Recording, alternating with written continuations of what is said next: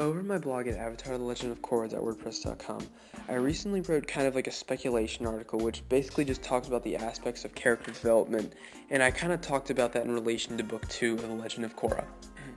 Now, when I was thinking back to Book 1, I realized that one aspect that Book 2 is really lacking was character development.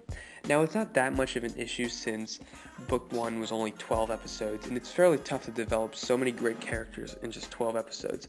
But going into Book 2, that's an aspect that we kind of have to look at. Character development is going to be necessary, and the one character I thought would probably be developed the most just going into Book 2 at first is Asami Sato. Now, if you think about Asami's life, you'll notice that she was just kind of like the rich girl. I mean, she went through her hardships when she lost her mother when the Agni Kai triad invaded their mansion. But other than that, we really don't know too much about the hardships Asami faced. Now, assuming that losing her mother was really her only hardship, it's definitely going to be interesting for her character since going into Book 2, she's going to be facing much more hardships than she's ever really faced before. The whole shipping thing, she's no longer with Mako, Korra is, so that could be kind of tough on her since it was her past relationship. Another thing that could be tough on her is that her father's in prison.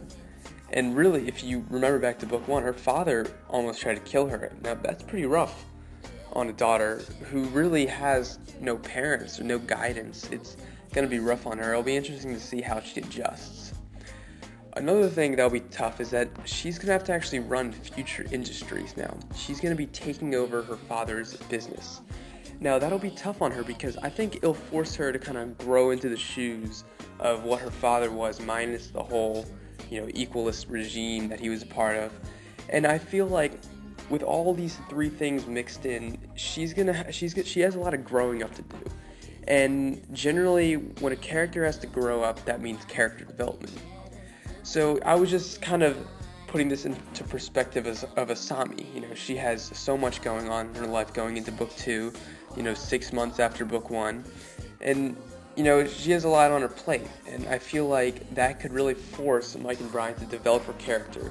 And I feel that Asami, she had a lot of potential in Book 1.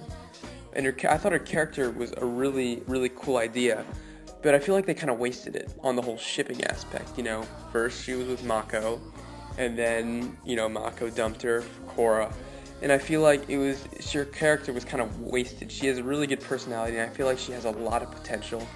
And I think we'll see that in Book 2. So, thanks for listening. And I look forward to posting more videos in the future.